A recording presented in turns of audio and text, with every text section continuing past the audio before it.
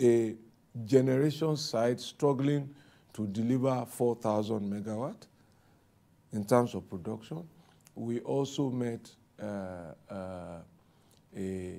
transmission system that was about 5,000 megawatt. Total distribution was 2,690 in May, and later close to 3,000. The story at that time, and you might recall, was that the distribution companies were complaining that they didn't have power to sell. That was the story at the time. The story today is that generation has reached 7,000 megawatt. Within this year, 2018, there's a potential to add close to another 1,000 megawatt to it. Azura is one of those frontline projects that will deliver that, which is 459. It should come to commercial operation sometime in June, July. AFAM will add another 240. That's about 700 already. Then you have Kashimbila, you have Dadinkowa, you have Kaduna, and so on. So the generation side has grown almost 100%, double, in 3 years. That's what we have done.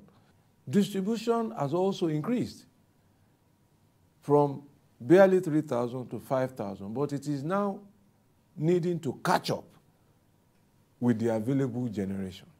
We also met a metering program that had been signed since 2003, 15 years ago.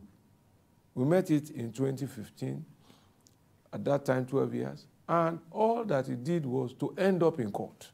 All sorts of gimmicks around it, where government money, 37 billion, was trapped in a bank and mired in a court case. A judgment of 119 billion naira had been signed against government. What have we done with that? We've removed that judgment. We've negotiated it to nothing.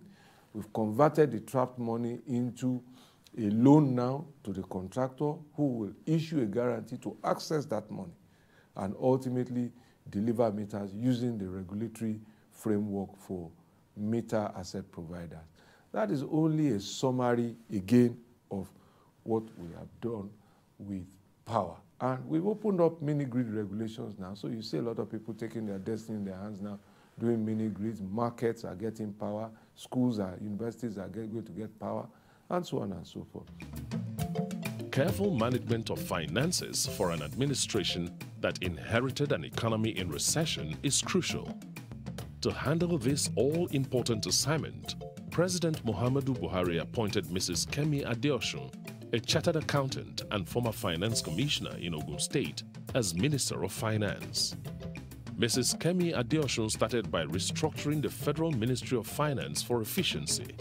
She formulated new policies and acted on some old ones to ensure that leakages were blocked and promote financial transparency.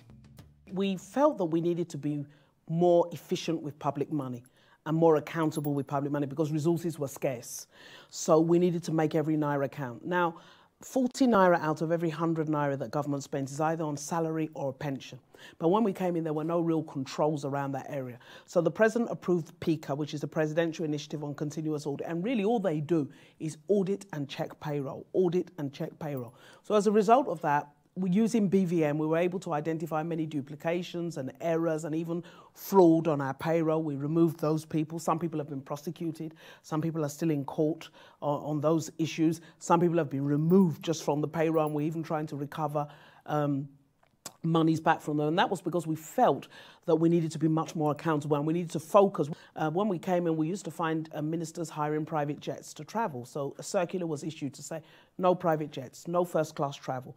The most you can travel in is business class, and these are the people that can do business. Everybody else goes economy. So we tried to introduce efficiency so that the public could see that government was trying to cut costs.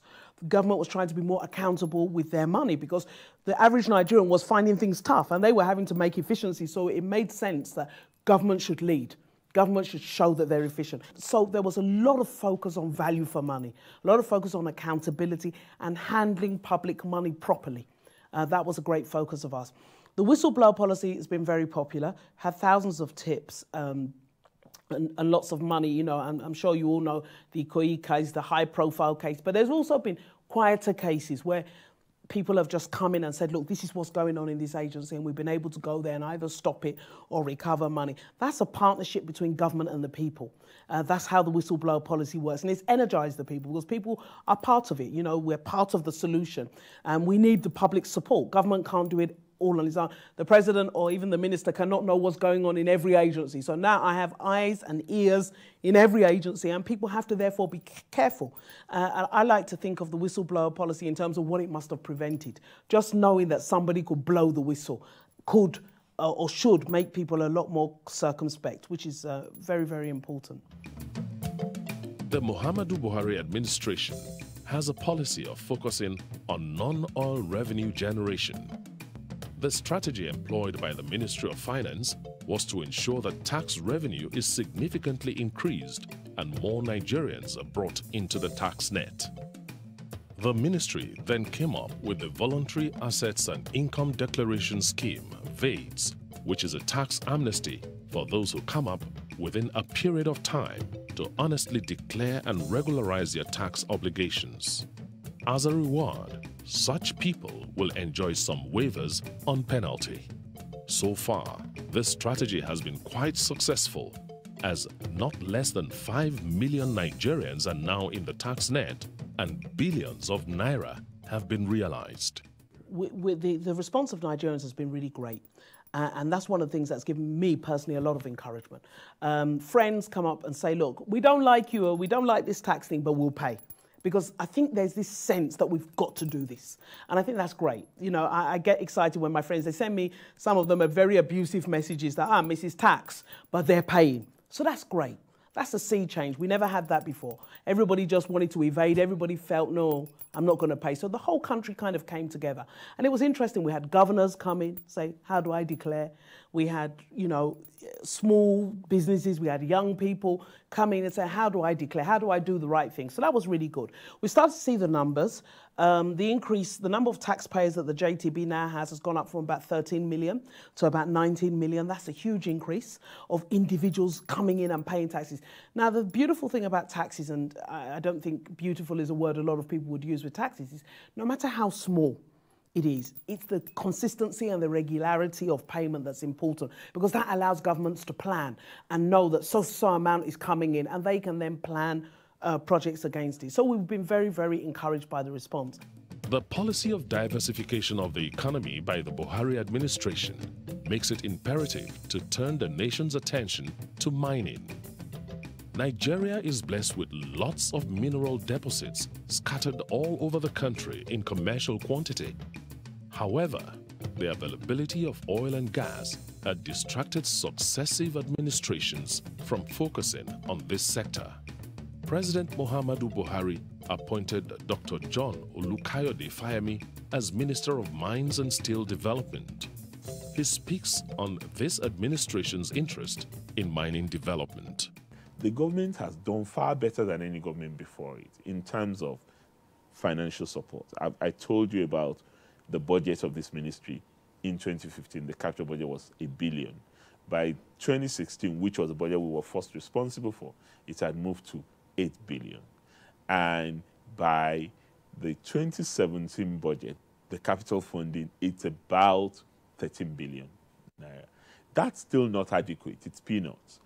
But remember, if you're coming from $1 billion naira capital budget to a 13 billion naira capital budget, there are also going to be challenges of absorptive capacity for a ministry that is not used to spending that level of money.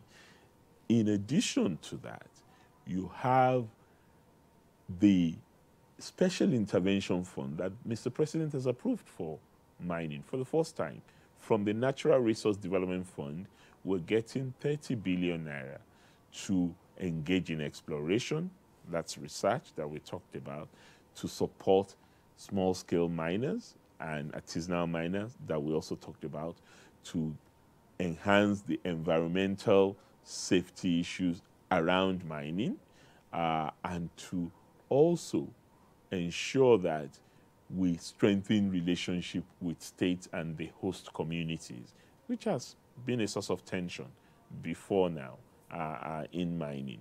So you have that fund. But in addition to that, we've also been successful in attracting $150 million support from the World Bank, again, to help us build on the successes in the sector and to begin to look at opportunities where people have done exploration, for example, and they no longer have adequate resources to move from exploration to production, to come in at that critical point of proof of concept and say, okay, let's support you, let's help you cross over and actually become a miner, not just an explorer of mineral resources, but an exploiter that adds value to our economy, because mining has a huge bearing on industrialization and manufacturing. Almost all the minerals we're talking about have one form of use or another in the field of manufacturing or industrialization. Talk about bitumen, you cannot construct road without bitumen. Talk about iron ore, you cannot have steel products without iron ore. Talk about barite, you can't work in the oil industry and drill without barite. Limestone, no cement can be produced without limestone. And I can go on and on and on about the minerals that are there. So mining is actually quite key. And it's unfortunate that we lost the plot at a particular point in the growth and development of our country when we discovered oil and we concentrated all our energy on oil. Even though the price of crude oil in the world market had crashed, the petroleum sector was still the mainstay of the Nigerian economy, hence the sector that needed the most urgent intervention by government. President Muhammadu Buhari decided to appoint Dr. Emmanuel Ibe Kachiku as Minister of Petroleum Resources. Dr. Kachiku, a well-known player in the oil and gas sector in Nigeria, has decades of experience in management in the oil and gas industry. He speaks on how he met the ministry and steps he took to tackle the myriad of problems he met, both in the ministry and the NNPC. Obviously, what we met on ground was lack of transparency in very many areas of operation. NNPC was really going nowhere, as it were.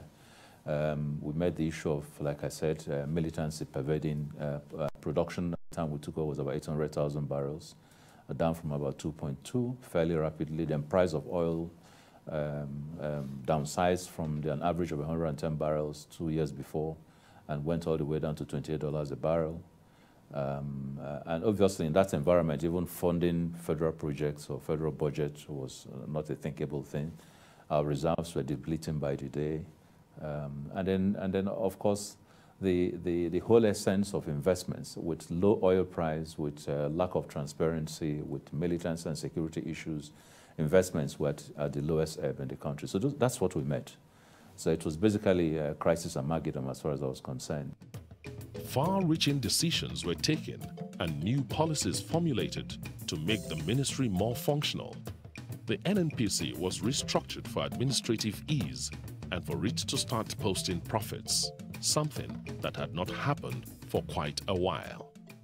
Major decisions, some very bullish, some basically creating structural sanity. The first we did was obviously deal with the militancy issue. How do you get back a level of confidence with the owners of the core owners of the resource to believe that you have something in mind? And that took a lot of work, required at a point in time with me going out into the militancy terrain and spending time at great risk to one's life. But that was the only way to get people to accept that really you meant well. And once that held, the next issue was to work with leadership groups in the area, which eventually led to the creation of PANDEF, and then PANDEF coming in to see the president and basically arranging a visit for the vice president to do a tour, all trying to create credibility. And that's what we started doing. And that process is still ongoing in terms of community service. The third was dealing with the behemoth that was NNPC, where things have been done the same way forever, and some of the good policies that that people had put up in the past had been basically revised. We did a first sweep of removing, quite frankly, all the group executive directors within 3 weeks of my resumption, and appointed fresh set of hands within the system, brought in 2 or 3 private sector hands to help beef up the place, and I began to do what I called a weekly podcast for 40 weeks, dealing with institutional problems, and that's where we developed things like the 20 fixes. what were the problems that needed to be fixed.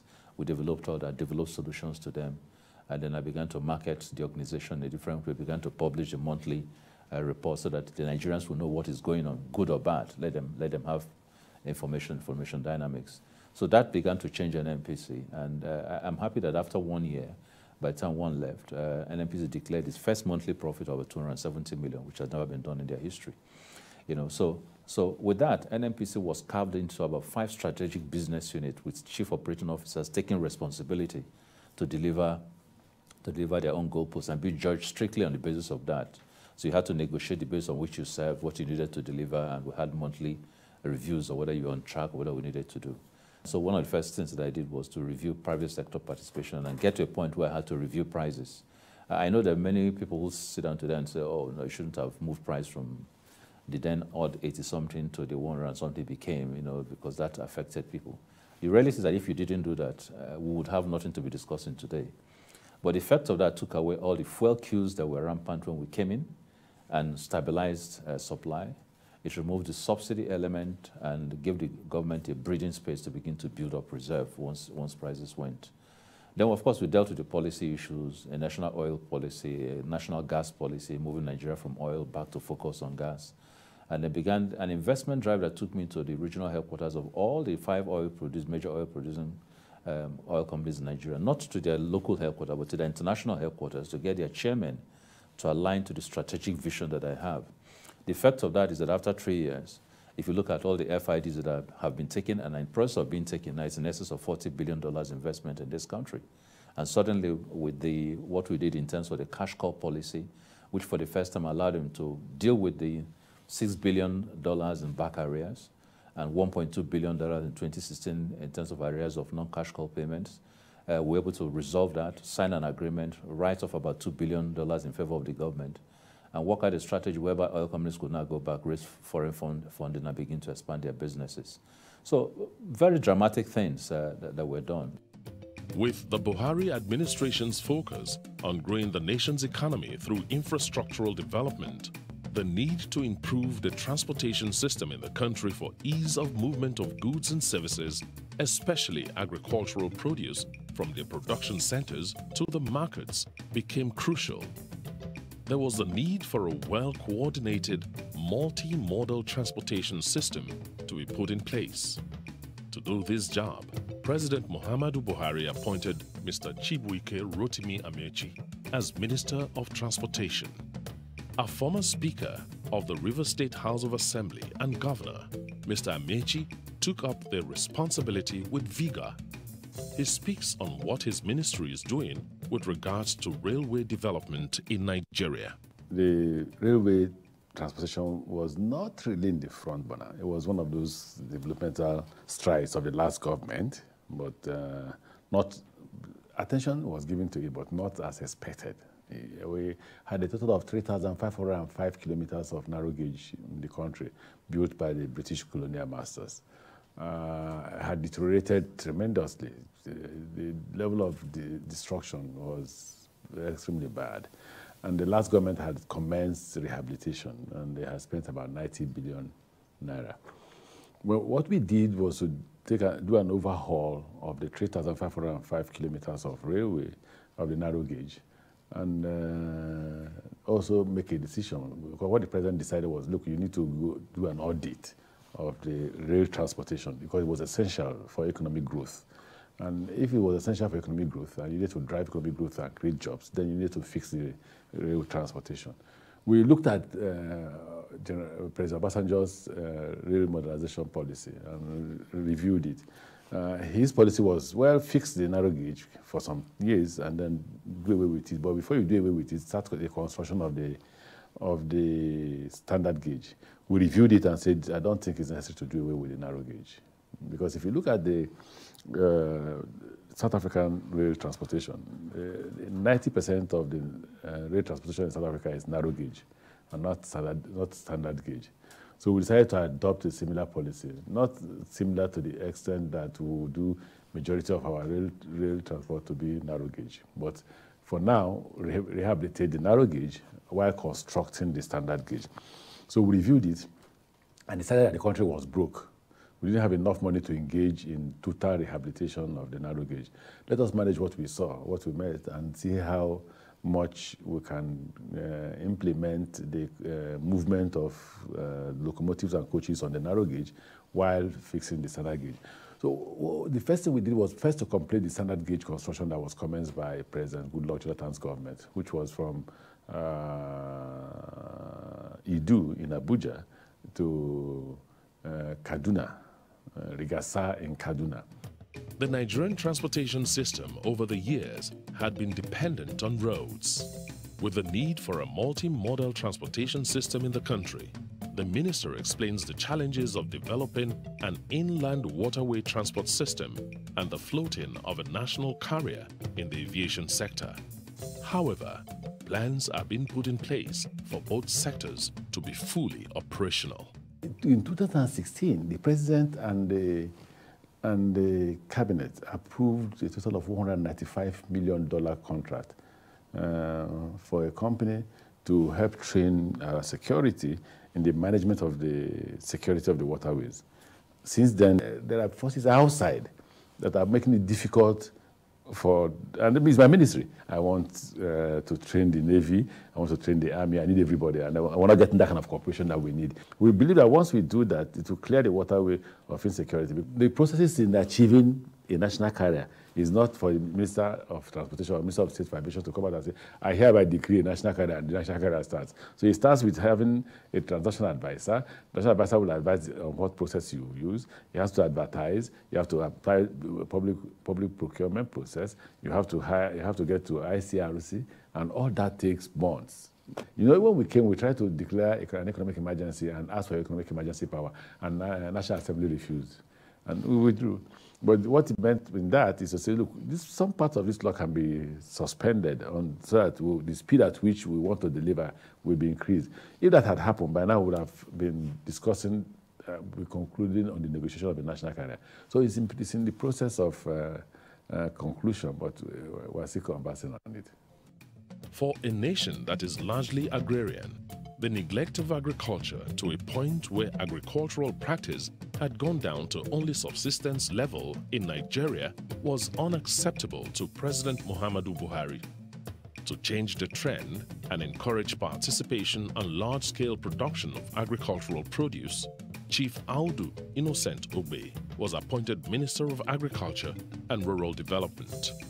He speaks on what his ministry is doing to encourage participation in agriculture. One of the major things we did was to get into a partnership with the central bank in a program called Anchor Borrowers. Because one of the problems facing the peasant farmer is that he or she can't impress a banker. Very few banks, a few did. First Bank, Union Bank, they tried. Sterling Bank was making efforts. They won't lend to the farmer. And even if they did, the interest rate was simply outrageous. I mean, how can you borrow at 25% for any productive enterprise, except maybe trading or something criminal? You can't borrow at 25%, apply that money, pay back, and make profit. So they came in with a one-digit interest rate, and we tagged in with them.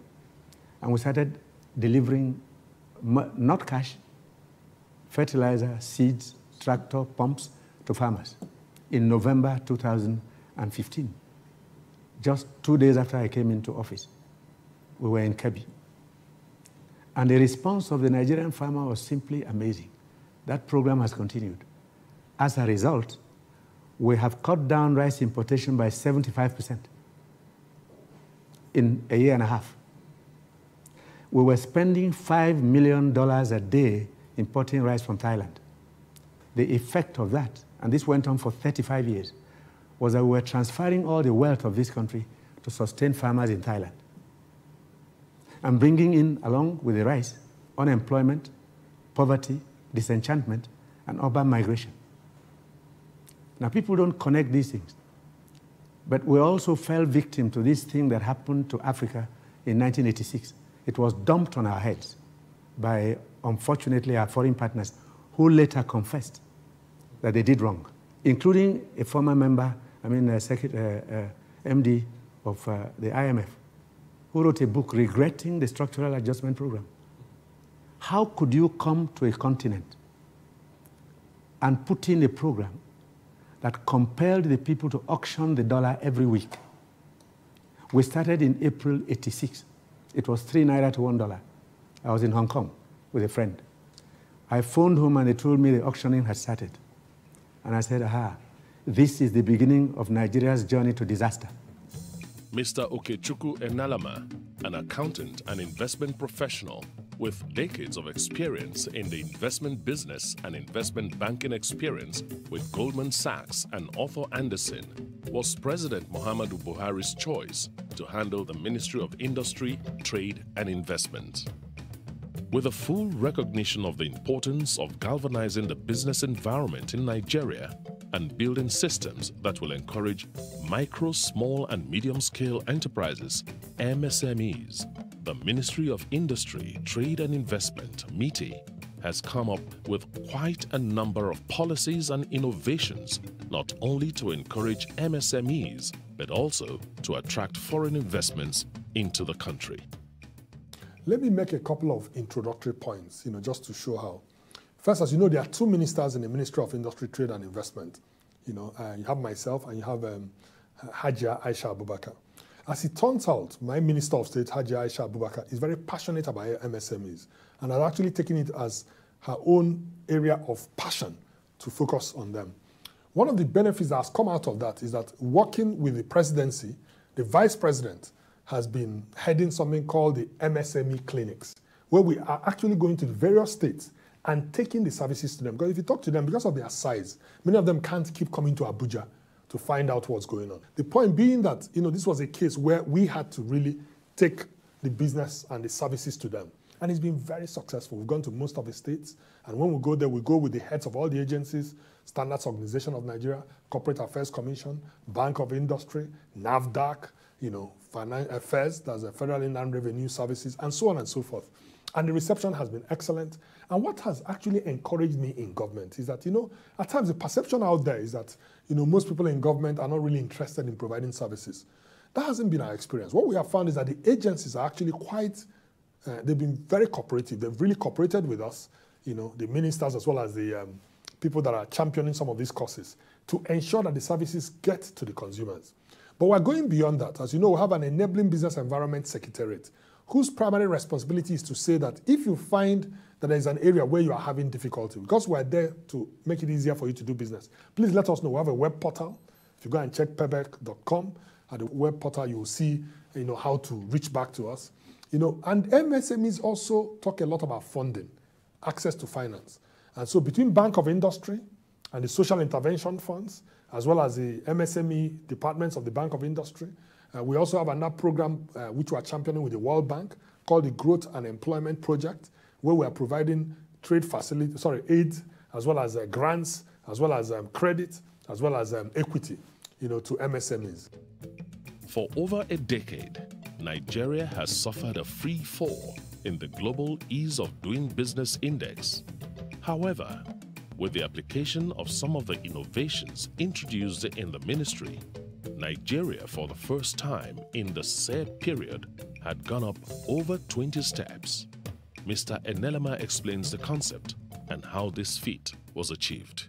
I will tell you this, that if there is one thing, the one thing that businesses demand from government, and that I would argue is probably the singular most important responsibility of government, is to provide the enabling environment for its citizens, for its businesses, for its stakeholders to operate.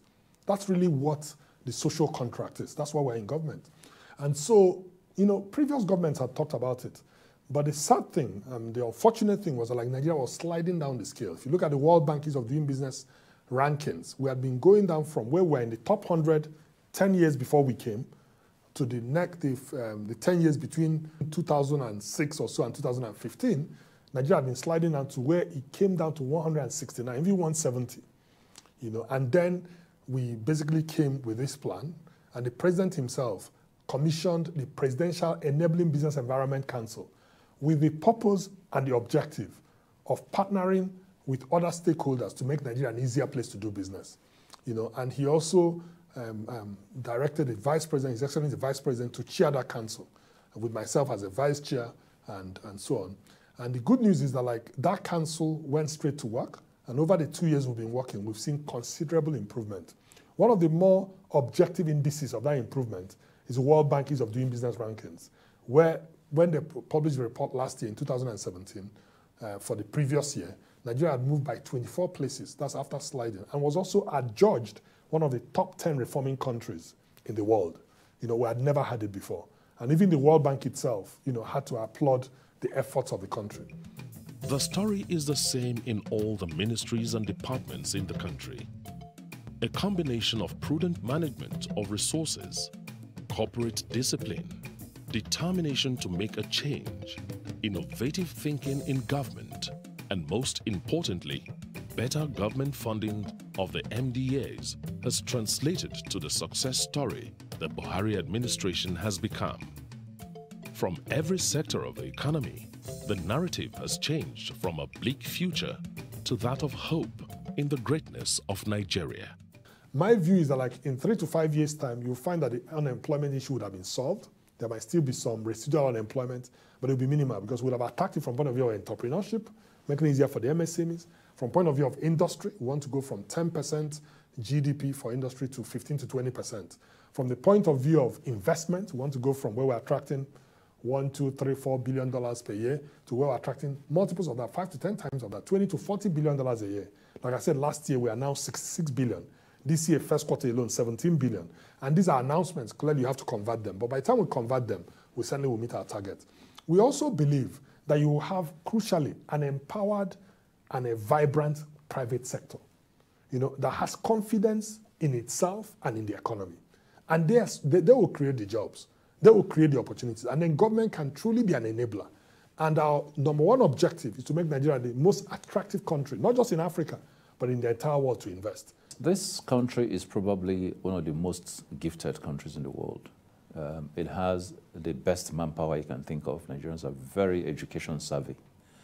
It has some of the best resources with very little, quite frankly, effort.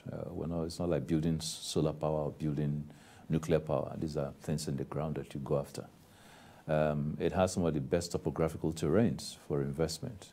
And it has a lot of goodwill. And then it has market in terms of the size of population. So one of the most gifted countries in the world. I think that some of the things that we've done over the last 3 years have laid the foundation. They laid the foundation for managing our scarce resource, for reducing the levels of importation. We need to do more in terms of self-discipline and transparency in how we account for monies that come into the system. We need to see government less as a provider of day-to-day labor, much as it will try. We need to see that happen more at the private sector level. We need to see the states do a whole lot more collaboration for our government to manage the things that are distributed all around. And I think that if we continue on those tangents with some level of peace and stability, yes, we'll arrive there. I have great hope in this country. The result of what the country is seeing today, the result of the rigorous preparation, rigorous planning that we did in 2015 into 2016, setting out our priorities, setting out our roadmaps for power, setting out our roadmap for road, setting out our roadmap for housing. Everything that we said we will do, we have done. And that is the power of preparation and planning. People didn't understand us then, but now they do. And they're seeing the results, and we need to sustain this. Inflation is heading down, growth is heading up. We've restructured our debt portfolio, so our debt service costs have started coming down. Our revenues are going up. Businesses are opening up again. Investments coming back in. Foreign exchange has stabilized. Foreign reserves are growing. We started saving again. We just recently put some money into the Sovereign Wealth Fund again. So all the indications are that the strategy is working. The focus we have on infrastructure is stimulating growth. There's more to do. I absolutely accept there's more to do. But everything at the moment is pointing to we're heading in the right direction. We need to continue. We need to accelerate the growth so that people can begin to feel it. But we're definitely heading in the right direction.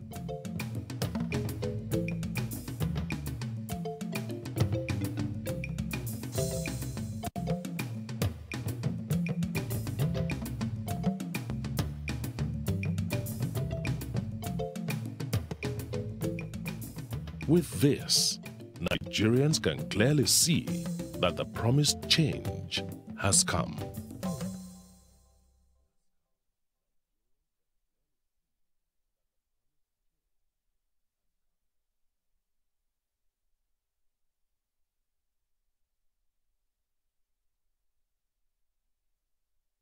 Welcome to Abuja, the capital of the country.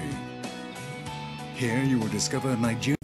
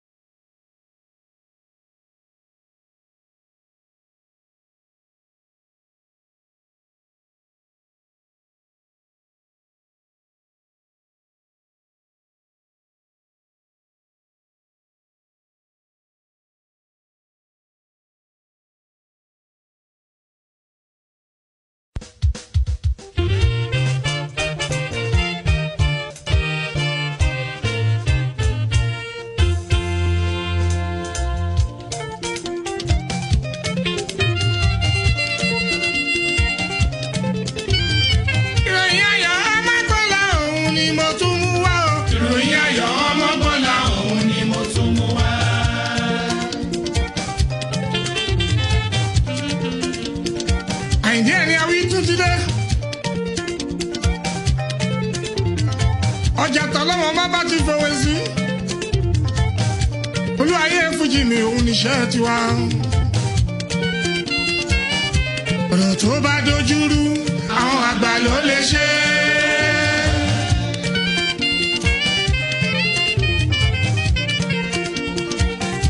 ọ̀rọ̀ tó bá dojúrú àwọn àgbà ló lè ṣe.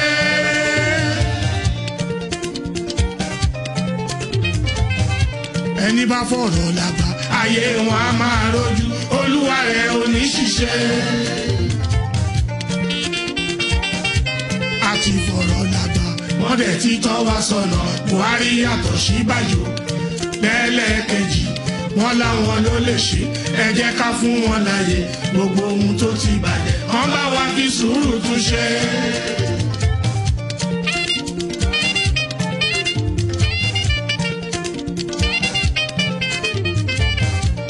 àti fọ̀rọ̀ làgbà wọ́n dẹ̀ ti tọ́ wa sọ̀nà Buhari yàtọ̀ sí Bájò lẹ́lẹ́kejì wọ́n láwọn ló lè ṣe ẹ jẹ́ ká fún wọn láyè gbogbo ohun tó ti bàjẹ́ wọ́n bá wa fi sùúrù tún ṣe.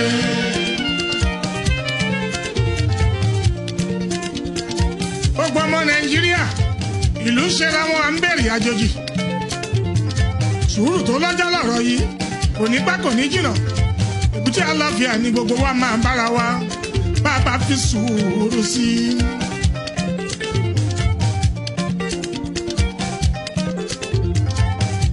a ò gbọ́dọ̀ sọ̀bù ni báwọn oníjẹkújẹ àwọn jẹgúdújẹrá ìdún amújẹ kéégún àkèké olóńróńdó ó jẹ́ màálù tiwotiwo. àwọn ẹgbẹ́ akótilẹ̀ta apanilẹ́kúnjayé ẹ ò gbọ́dọ̀ gbowó lọ́wọ́ wọn olùkọ́jẹ ni wọ́n fìbò ẹgbẹ́gbẹ́ tó lè ṣe o APC. ẹ ò gbọ́dọ̀ gbowó lọ́wọ́ wọn olùkọ́jẹ ni wọ́n fìbò ẹgbẹ́gbẹ́ tó lè ṣe o APC.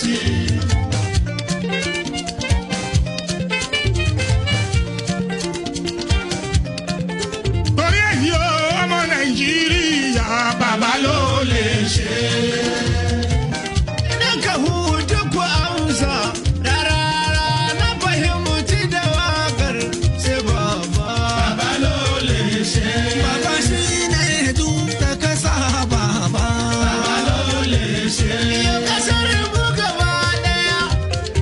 Buhari lẹ́lẹ́kejì bàbá ló lè ṣe.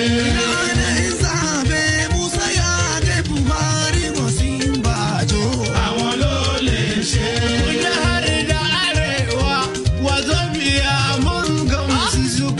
àwọn ló lè ṣe. ṣé bàbá ṣé Buhari ṣé bàbá ṣé Buhari. Buhari ọkọ Aisha ṣé Buhari. ṣé bàbá ṣé Buhari. àwọn ló lè ṣe. òun àti Yẹmí Ọ̀ṣínbàjò àwọn ló lè ṣe.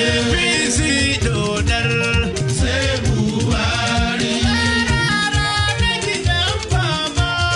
ṣé Buhari. Buhari lẹ́lẹ́kejì ṣé Buhari.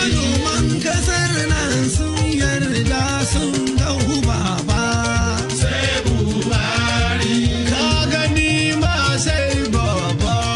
ṣé Buhari. aṣíwájú ti sọ̀rọ̀ àti gbọ́ Buhari ní kálọ̀dì ìbò wa fún ṣé bàbá.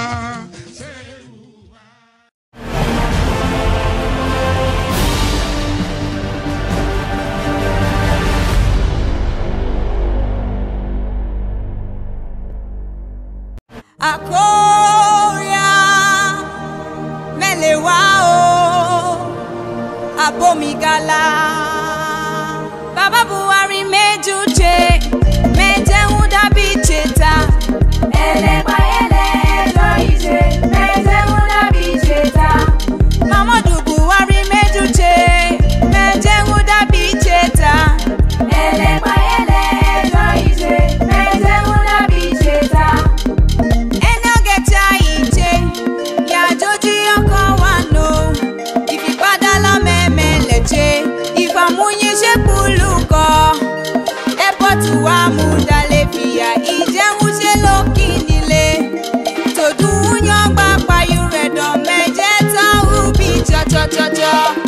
cho, eh. Cho, cho, cho, cho.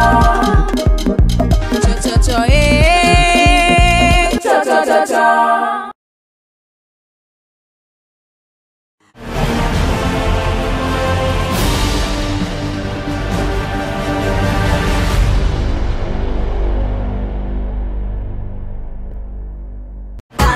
Mai ganga